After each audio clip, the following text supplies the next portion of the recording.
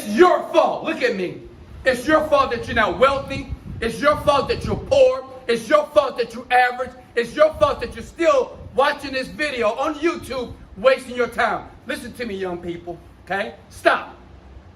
It is your fault that you're not living a prosperous life.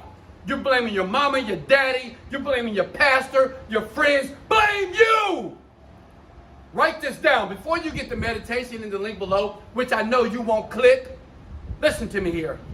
Until you change your mind, you can't change your life. Write this down on your little notepad.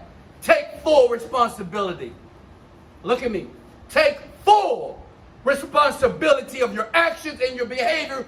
Then, and only then, you can step into the doors of prosperity. Hey, guess what? I've made hundreds of millions of dollars, okay?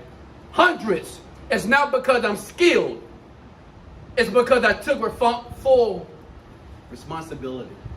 In the link below, I dare you to take responsibility right now and get the free meditation that changed my entire life. It might not change your life, but if you never move, if you never take action, you'll keep getting the same piss poor results that you're getting right now.